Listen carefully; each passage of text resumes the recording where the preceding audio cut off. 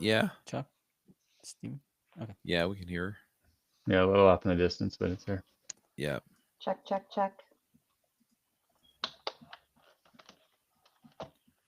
You're hearable. Okay. Hopefully it doesn't sound terrible. Yeah, it's not awesome. I have but a it's different mic not. if we want to use that. Yeah, let's try it. Okay, hold on. Did you put out the JavaScript Jabber tweet yet? Yeah, it should be up.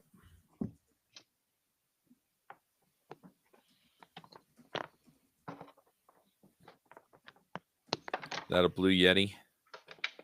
It is, Yeah, I have my old one at home, so Yeah. let's see. Let me try to select this.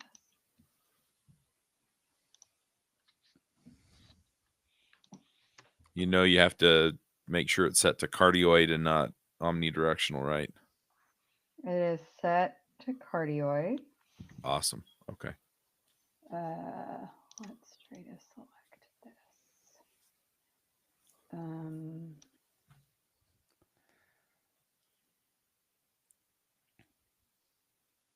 Eric, what's your Twitter handle? Eric, ERIKCH. Oh, that's right. I was thinking it's code Yep. with.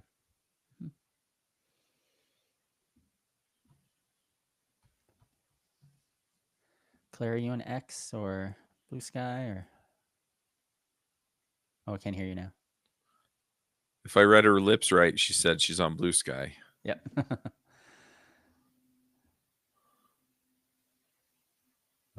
She's muted.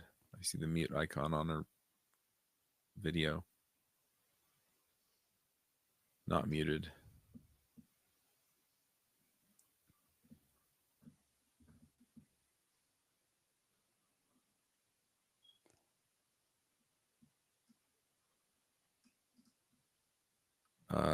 Doesn't it says you don't have a microphone selected at all in Riverside. Oh. We should have just gone with it. I like those Blue Yetis. They're nice. They're not. Yeah, I had one for a while because AJ had recommended it, but I ended up going with the Shure just because to me it sounded a lot better. The RE320 I got right here. It's not bad, but I have to be right on top of it to like. Yeah, I have the RE20. Yeah, I think this is 20. Maybe it's 20, not 320. I don't know. I don't know what the difference is between the 20 and the 320. A 3? A 3. The 320 is a newer version, but Yeah, I broke it. Hold on. oh, here she comes. Still can't hear you. Let's just go back to what we had before, because I really do have to be off and on the other call at 11. All right, am I back? Yep. Yep.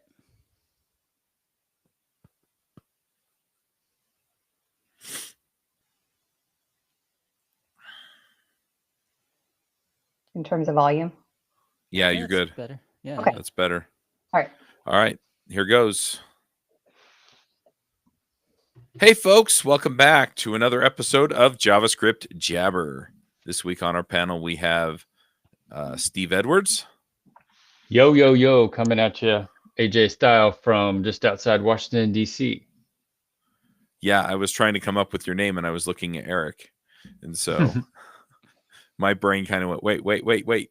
I'm Charles Max Wood from Top End Devs. And this week we have two guests. We have Eric Hanchett. Hello. Welcome back. And we also have Claire. I didn't get your last name, Claire. Ligori. Ooh, cool. It sounds Italian, so you're probably awesome. All right. So I thought it sounded French, but that's just me. Oh, could be. Anyway, do you guys want to just introduce yourselves real quick? We've had Eric on before, but Claire, you're new to us, so we want to know how awesome you are. Sure. I'm Claire. I'm a senior principal engineer at AWS in Agentic AI, and I work on all things developers and agents basically, the Kiro IDE and the Strands open source agent SDK. Cool. Cool. And I'm Eric. You've been on here a few times. Senior developer advocate at AWS. Huge Vue.js fan. That's probably the last few times you may have heard me on this podcast talking about it and all the work I've done in that community and in the JavaScript community. So glad to be here today and talk about some really exciting that we released recently that Claire can talk a lot about. Kiro, which is our new AI ID. So a little bit of background before we get started. So we had Eric on a month and a half ago, somewhere in there, I forgot. And found out later that he had been planning to talk about Kiro, but it turned out it wasn't quite ready for release at that time. So we sort of scrambled and talked about other things. We sounded really good, I thought. But now Kiro has been released, and I know I've heard a lot about it on other podcasts, and other blogs and so on, and people have been really raving about it. So we're finally here to talk about it officially and all it can do for us. So I'm curious.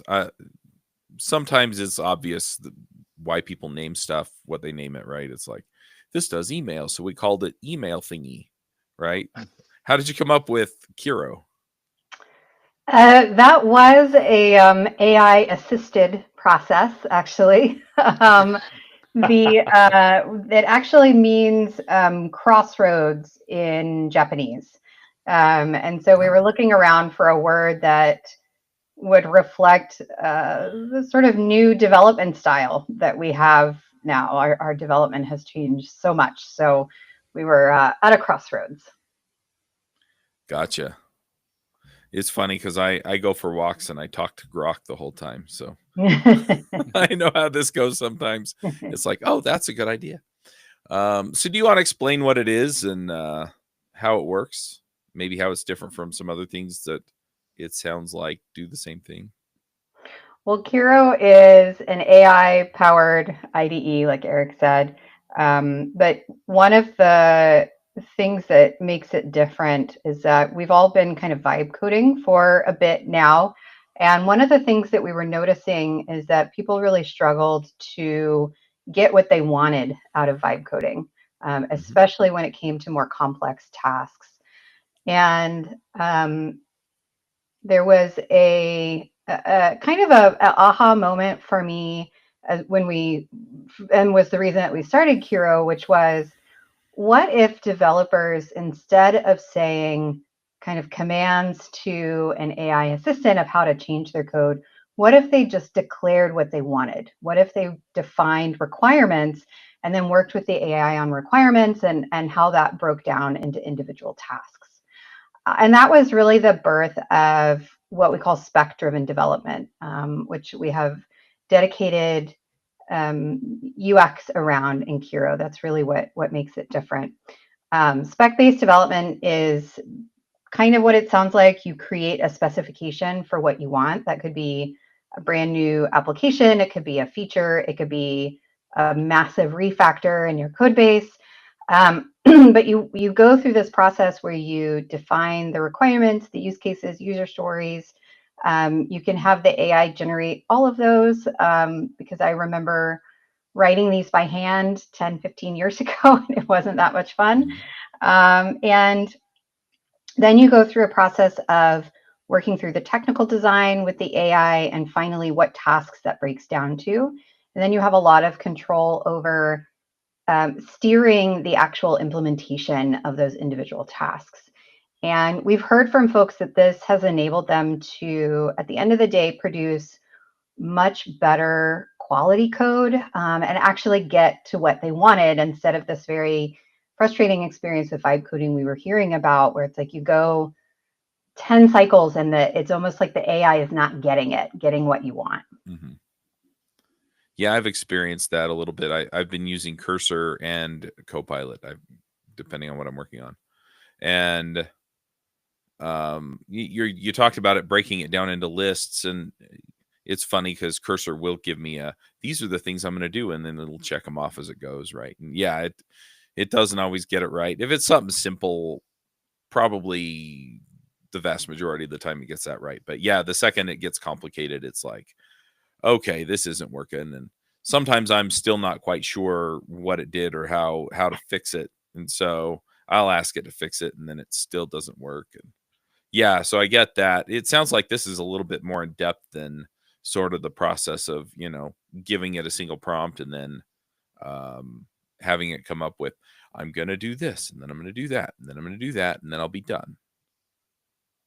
Yeah, and it still starts with a single prompt. But one of the things that I've noticed is that it's really hard for us to describe what's in our head from the get-go, from a blank prompt text input box.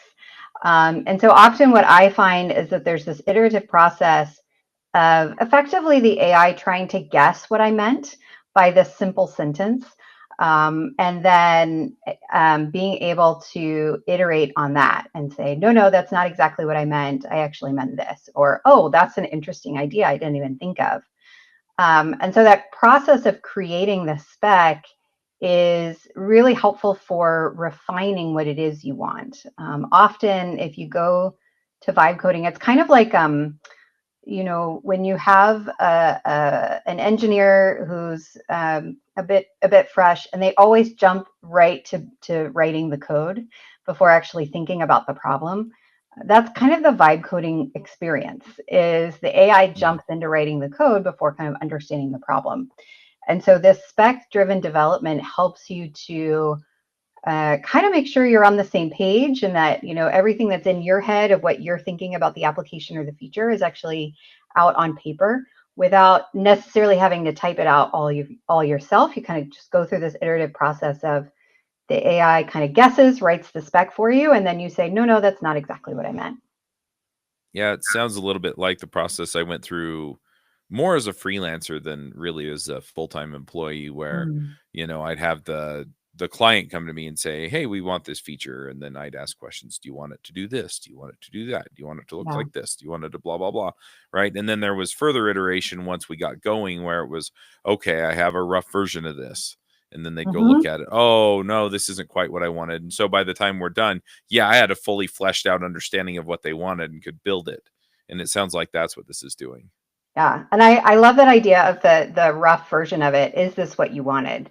Because so often we don't know what we want until we actually see it when it comes to application development.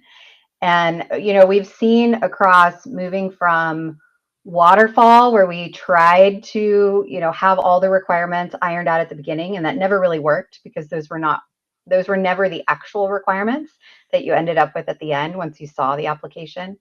We went to agile, where we're attempting to move into sprints, where we have some capability of refining those requirements as we build. But even with something like agile development, it still takes so long to get to something that's working, that you can actually show to a customer, show to a user. It's going to take multiple months. And one of the powerful things about AI assisted coding is you can get to that tangible result so much faster. You can build entire application. It may not work exactly right. It may not be exactly what you had pictured in your head to begin with, but you can actually play with it. You can touch it, use it, and go back to your requirements and say, oh, actually this part wasn't exactly right, or oh, we forgot this. Let's change these a little bit and regenerate.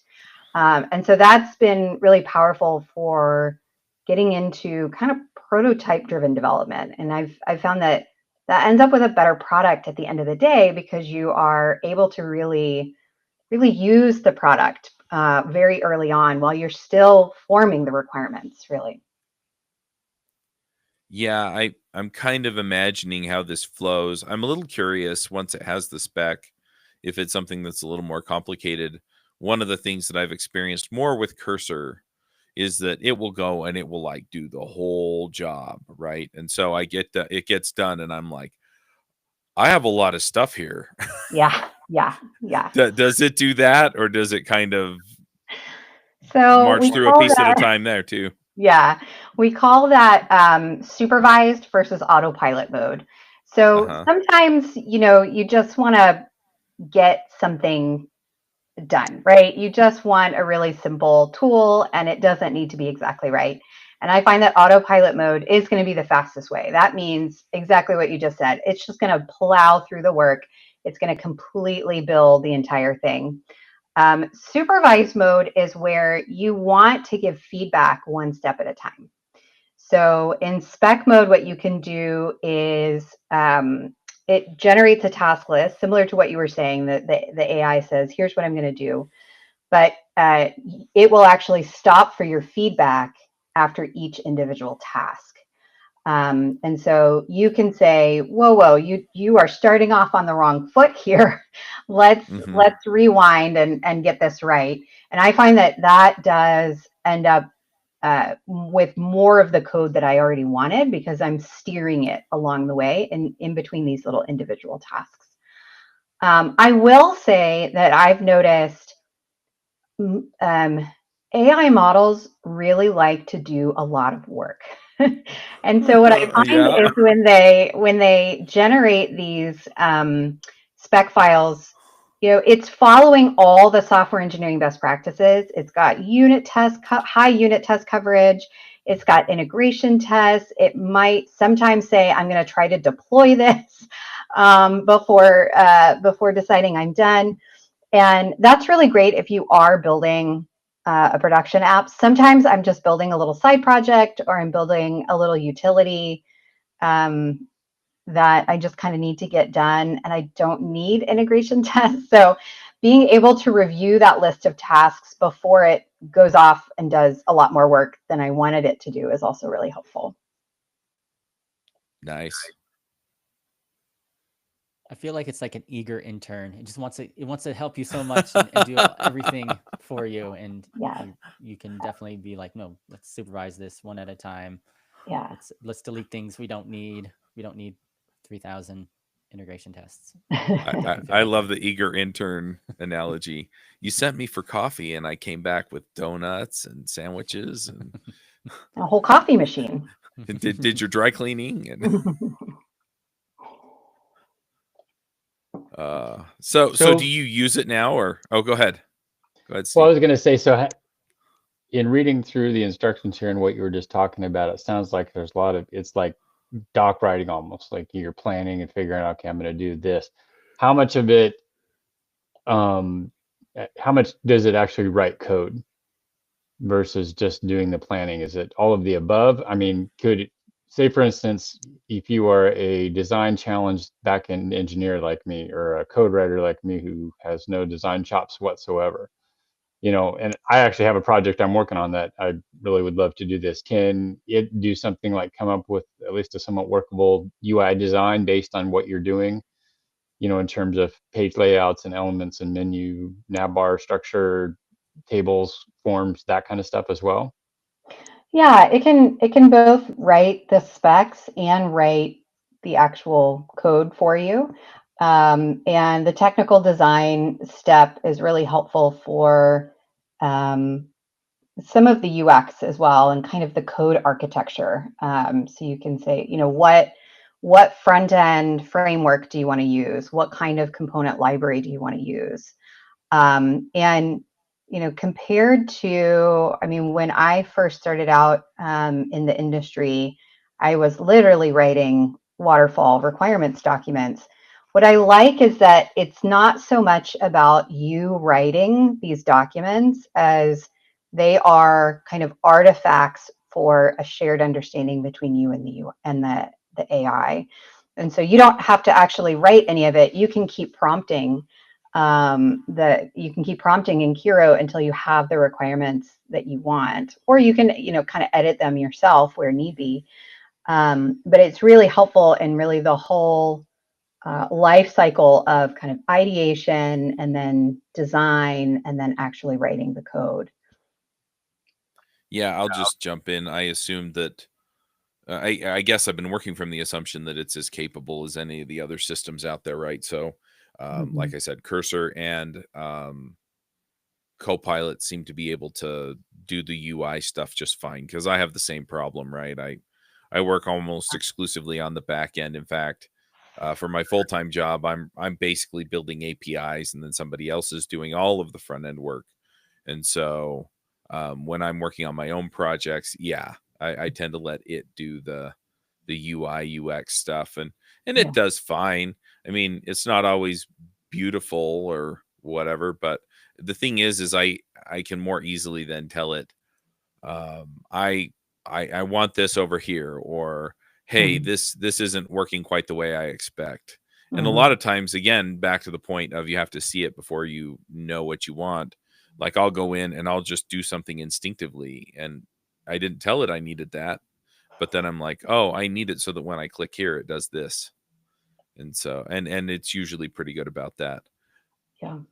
And you can also give it, you can give it kind of a napkin diagram of what you want the UI to look like, and it will actually translate that into requirements, or design statements.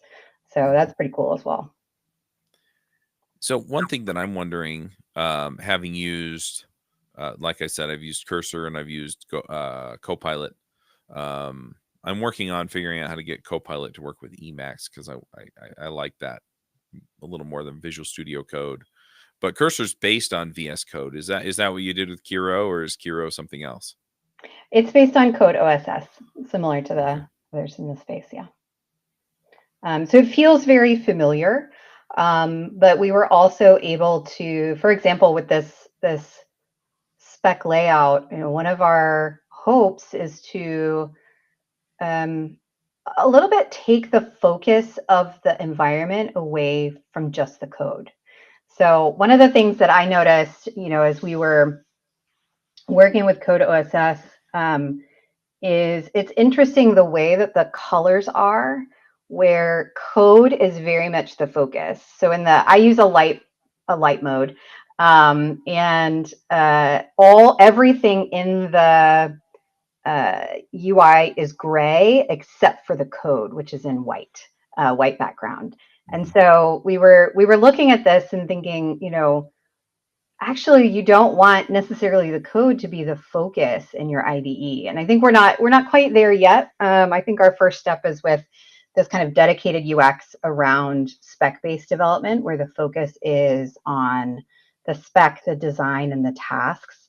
But I think my hope, at least, is that the IDE becomes a place that is not just about writing code. It becomes a place that is more tailored around, defining what you want, and then the code is kind of an artifact that comes from that.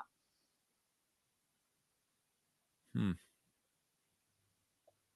trying to imagine to myself what that looks like. Also, you're the only person I know that uses a light mode. I know. I just don't like staring at black all day.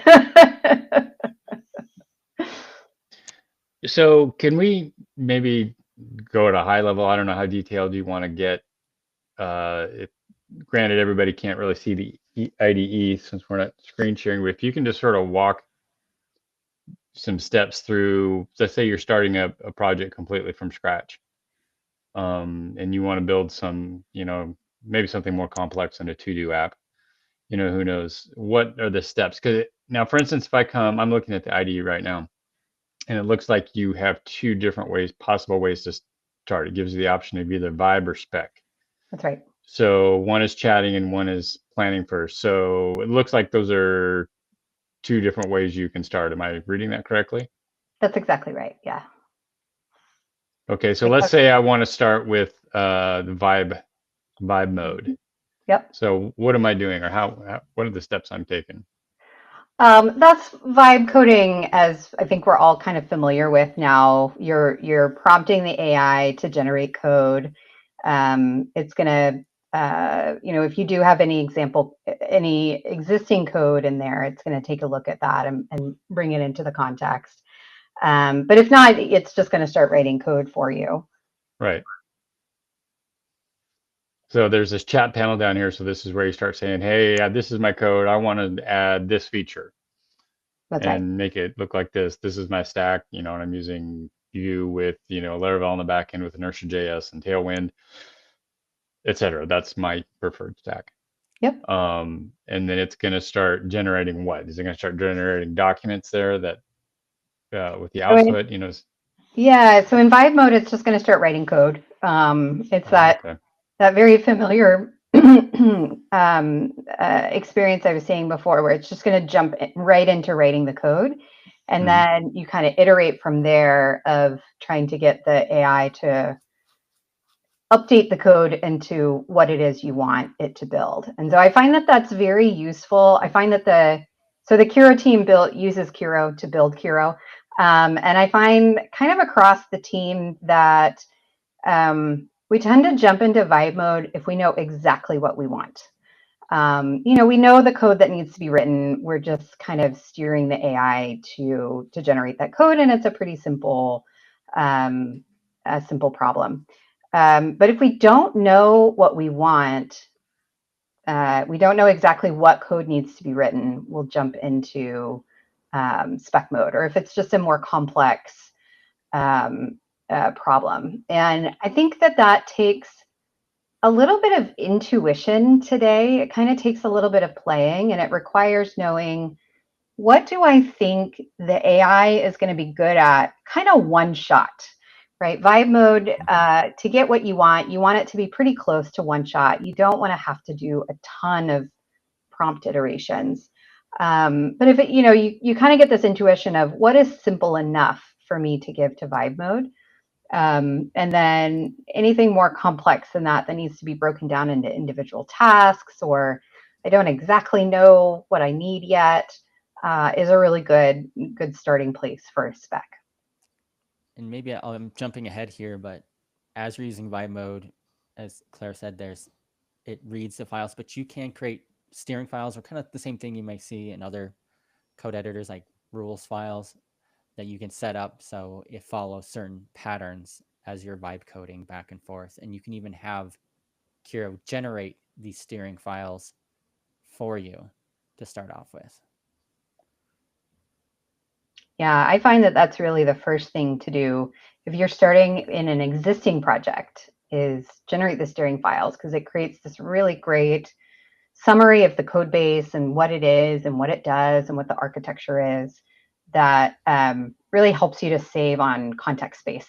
So it's not having to read a ton of files every time. Yeah, and it just outputs better code, I feel like. Yeah. So a couple of other questions that I have, I'm going to change the topic a little bit.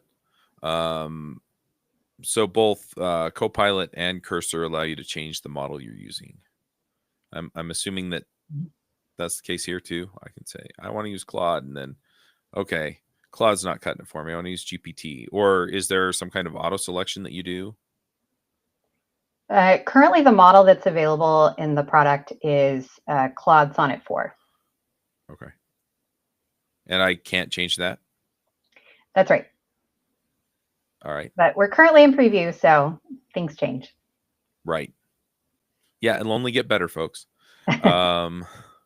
And then the other question I had was, so both those other systems that I've used, you get for what you pay. So my employer is paying for Copilot. And so that's why I'm using Cursor on my own stuff, is because GitHub didn't give me a good way to differentiate between credits that I pay for and credits that they pay for. Mm-hmm. So I've looked at setting up a separate GitHub account just for their stuff. And then anyway, but I guess my question is, so you always have a limit on the number of credits or premium credits you can use. Is that the same for Kiro? I looked at the pricing page and it looks like that's more or less the case. But yeah, so we have I guess 4 different tiers: free, pro, pro plus, power, and very similar to other pricing plans you've seen in the space. You get a certain number of requests or credits that come with that, and then once you go beyond that for the month, you can enable per request or per credit pricing. And since we are in preview, like Claire said, things are still in flux. Things might be changing. We have been listening really closely We have a Discord community, and there's Reddit communities, lots of different communities we're looking at, hearing the feedback. We have some really great people in those threads every day listening to that. So we're constantly listening, and so there may be updates, may not be updates, but stay tuned on that and check our blog on all the pricing details. Since it's in preview right now, it's under a wait list. So one thing is we had lots of great feedback when we first launched it. We had actually so many people want to try it. We put up a wait list. And so we're slowly going through that wait list, adding more people on, and then we'll have more information about that soon. So one other question that I have with this, I feel like I'm hogging the mic, but I'm going to keep asking my questions. So I'm kind of imagining, so the vibe mode sounds a lot like what I've seen other people doing with the other agent systems, right? And so, you know, I don't necessarily see a major advantage one way or the other between this and those, but then you've got that spec mode, which is something that is different, right? And so I'm trying to think to myself, okay, when will that really, really deeply pay off? Is it those super complex features or tasks? Are there other things that I'm just not even thinking of where you're going to say, oh, well, we tried this with our, you know, with our workload and it made a major difference here and maybe not so much of a difference on some of the other stuff we did? I mean, in my experience, I would say I get higher quality code at the end of spec mode. With vibe mode, I find that either I have to put some of the practices in steering rules, like you have to write tests, you have to run those tests. I find that at the end of the spec mode, the AI has already done that for me. And like I was saying, sometimes that's overkill. When it puts that in the task list, it says, you know, I'm going to write tests and run tests at every step of these tasks. And sometimes I say, no, just remove all the tests. But when I'm writing something for production, I find that I get higher quality. I find that I don't have to iterate on the code as much once it's finished, especially if I'm just steering it along the way. And so I find I end up with, I guess, the right thing the first time more often. And I would say the other one is, I'm trying to think of, we have some examples from the Kiro team using Kiro to build Kiro, especially in some of the Code OSS code base. You know, this is a massive 10-year-old code base, and there's some changes that we've had to make in our fork of it. It is really hard to understand that. And so I was thinking about, you know, so many developers having to work through a massive legacy code bases, which we know there are many of in the world, and trying to make a change to one of those code bases is this like incredibly scary thing, right?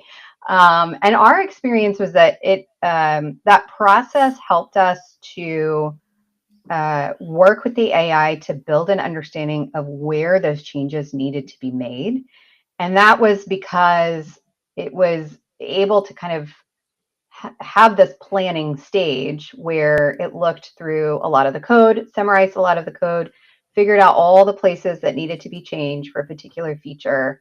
And that was helpful for the developer learning as well. Right? They didn't actually know where all these changes needed to be made. So it was really helpful for that, you know, both the steering files that were generated for that code base, but also just going through this planning phase was really helpful for the developer doing that.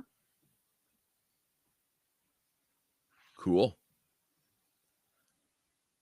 Well, yeah, I mean, that would make sense, right? That anything, the more you put into the planning, the better your execution is going to be on the back end.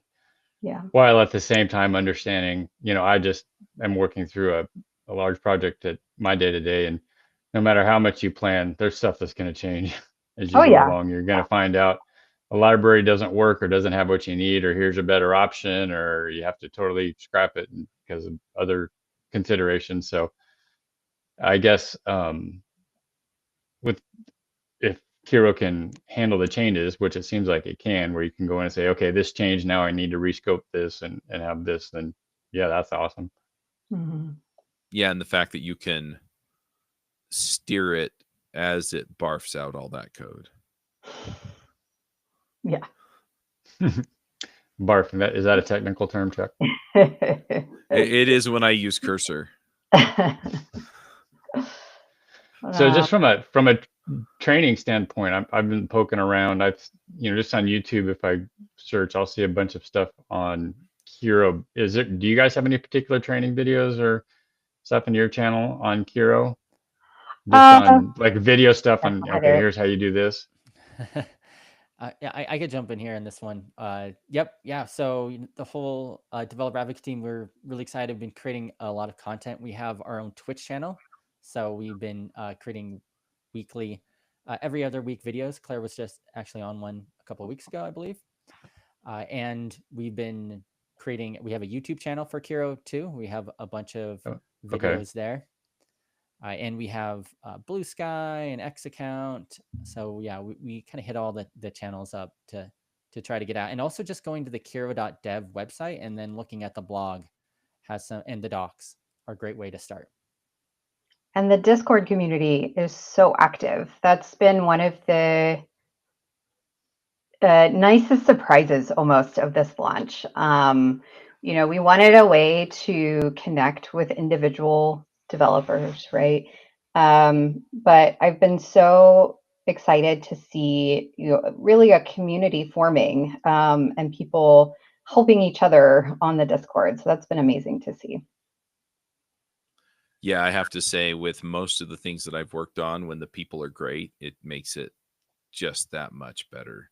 Like it's fun to deliver something cool, and it's fun to see that it made a difference.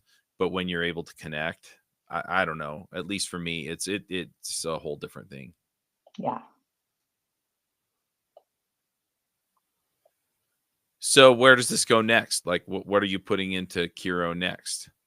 Is there going to be you don't even need a developer anymore mode? I hear people worry about that all the time. Let's see. I mean, some things that folks have been asking us for, especially in the Discord, we're listening very closely. Things like background tasks, folks have been asking for, where maybe you do want to set it and forget it for a little bit and let it go for 10-15 minutes. We've been finding that that mode is useful when you have a project where the AI can iterate for a long time. So for example, we have a project that internally that is written in Rust that was done entirely with AI coding.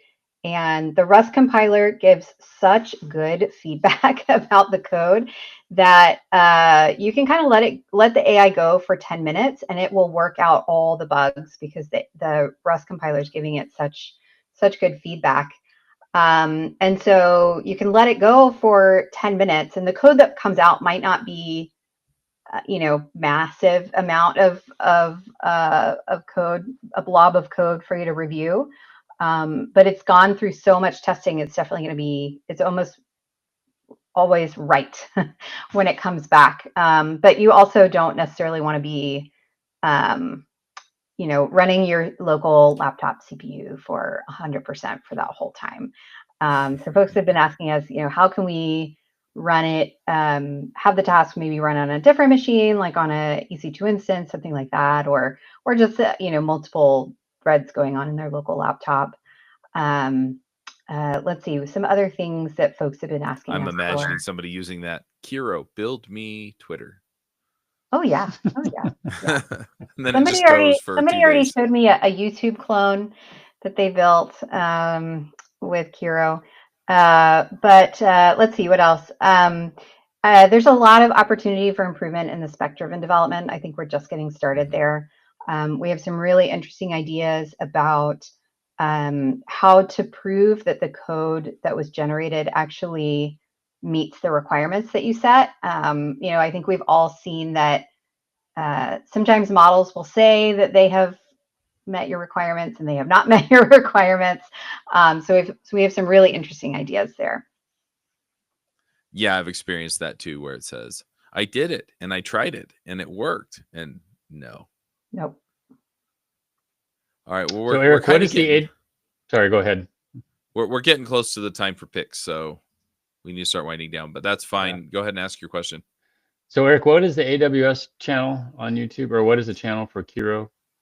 Yeah, there's a Kiro channel on Is it? on YouTube. I think it's Kiro.dev. So if you go to youtube.com/@Kiro.dev, you will find it. And that's DOT dev. Oh, Yeah. it's spelled out. Thank you. Okay. Yeah. Yeah, KIRODOT dev. That's a good call. Yep. Okay. And do Yeah, we get I'm to a see your visual smiling guy, so- faces on there? What's that? Do we get to see your faces on there, or is it somebody else? If you look there today, as of this recording, I'm not sure when this is going out, but as of today, yeah, I just did a video with James Ward. It's extending Kiro's capabilities with MCP. We didn't even get into this, but it does have MCP capabilities, which is, I'm sure you guys done shows on Ooh, it. The new dangerous. hotness. But yeah, we go through in the latest video on the channel on how to add some fun MCP servers, how to set that up. So yeah, and there's a lot of interviews, a lot of great information on there to check out. Wow, and you're dressed up too. It looks good. Yeah, I gotta wear the sports jacket occasionally, not always just wearing the. That whole One black shirt. on black look, that's really good, man. All right, well, let's go ahead and do some picks. Because like I said, I have a hard stop. So we'll go ahead and start with Steve. Steve, what are your picks? All right, so don't have anything else outside of the dad jokes of the week. So I'll dive right into those. So someone threw a can of soda at me the other day, but I'm okay. It was a soft drink. Simple question, couple questions here. Why do hummingbirds hum? Because they don't know the words. Thank you. And finally, another question. Why do people say tuna fish sandwich? Nobody says chicken bird sandwich. Those are the dad jokes of the week. All right. You said you didn't have anything else? That's correct. All right. I'm going to go next. So, Claire, you haven't been on the show before, so I'll just explain. We just shout out about whatever.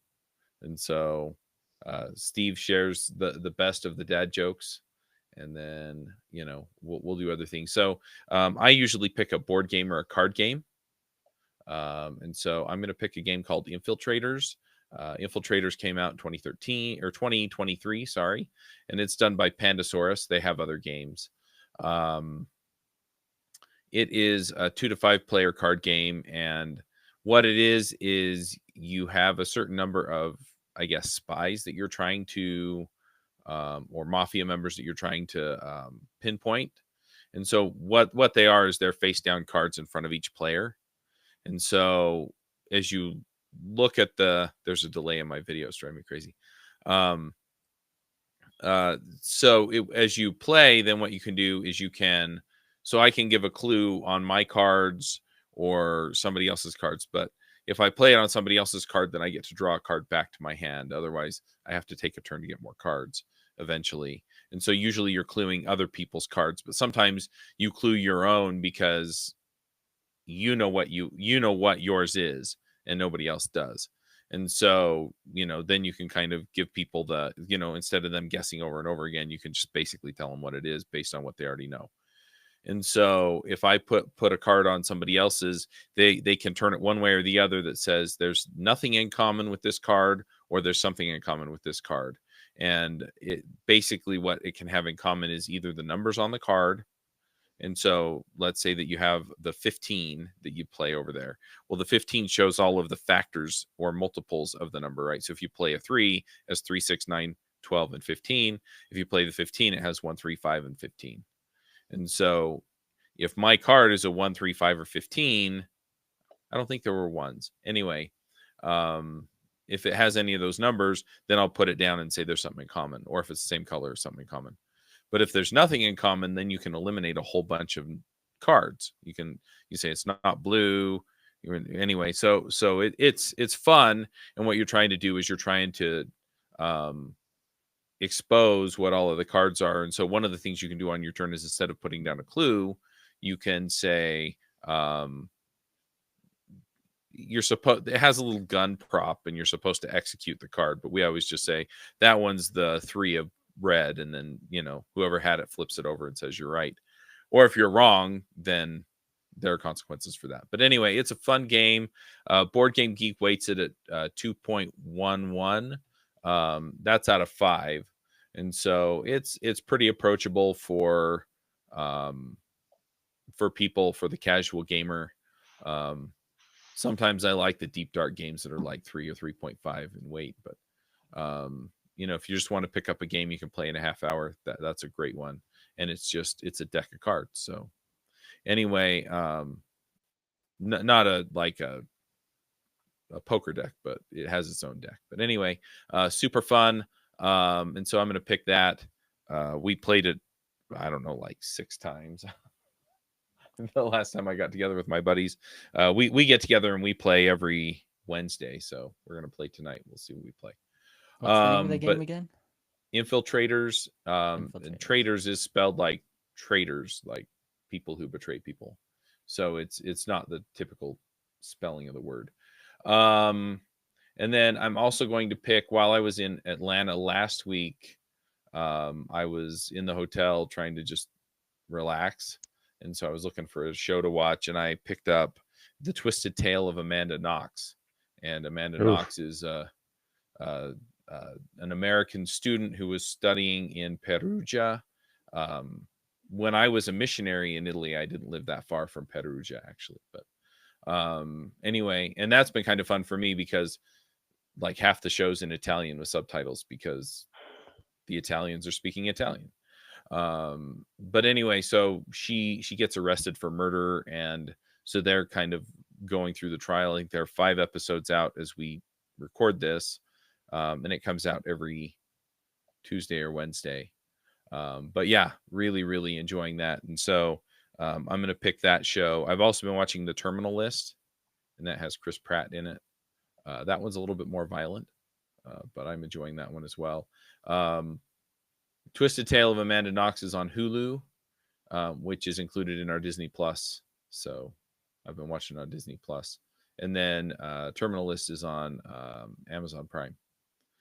So yeah, I'll pick all of those. I'm trying to think what else, but I'm going to be speaking at Commit Your Code conference at the end of September, and I believe this will come out before then. So if you're going to be there, come find me. And then on the next week, I'm going to be at Rocky Mountain Ruby Conference in Boulder. Or no, that's 2 weeks later. But anyway, so I'm going to be around. If you're in Atlanta, Prize Picks is based in Atlanta, so I wind up out there. So just email me and say, hey, I'm in Atlanta. Let me know when you're coming out next, and I'll let you know. But yeah, those are my picks. Eric, what are your picks? Good. I will pick. So last night I went to the movie theater with my wife, and I guess Hamilton has a 10-year anniversary movie that you can watch. So we watched the 10-year anniversary Hamilton movie that included like 10-15 minutes at the beginning of like interviews with the cast and everything. So that was kind of a fun evening to check it out. Of course, you can get Hamilton on Disney Plus, the movie, but it was nice to like check that out in the movie theater, which I've never watched Hamilton. I've watched it in Broadway, but I have not watched it in a movie theater, so that was fun. So that's my first pick. And then I guess the second pick would be, I just went to Singapore for an AWS event a few weeks ago. Man, I love Singapore. I just love the food, the hawker stations, all the amazing gardens. So I highly recommend people who will want to travel to a nice destination. I went to Gardens by the Bay, which had this crazy light show. They do it like once every day or twice a day. And so, yeah, great weather, great food, highly worth checking out. Awesome. Claire, what are your picks? Let's see. So I just finished a book called Custodians of Wonder by Elliot Stein. Ancient Customs, Profound Traditions, and the Last People Keeping Them Alive. So this guy went and found people who are kind of the end of the line. There's a woman in Italy that makes a certain kind of pasta that no one else in the world knows how to make. A guy in somewhere in Africa that a certain story has been passed down for thousands of years, and he has to figure out who's the next person to pass it down to. So super, super interesting book. Let's see. I have also been on the hunt for free public APIs for demos. And there is one that I like that is ICANN has dad joke. Yes. Thank you. I have actually used that. I'll give you a real quick backstory. I did a video for View Mastery a few years ago. And the way that they asked everybody to do a demo project. So what I did was a View app that randomly pulled from that API and displayed a dad joke on the screen. So yes, that's great. So that's my second pick. Awesome. All right. If people want to, we've talked about like the Discord and the YouTube channel, but if people want to connect directly with either of you, how do they find you? I'm on Blue Sky, Claire Liguori, and LinkedIn. Yep, and you can find me at Eric CHERIKCH on all the socials, or just Eric Hanchett on LinkedIn as well. Awesome. All right. Well, thanks for coming. Thank you. Go ahead and Thanks, y'all. wrap up. Till next time, Max out. Adios. All right, hang on. Let's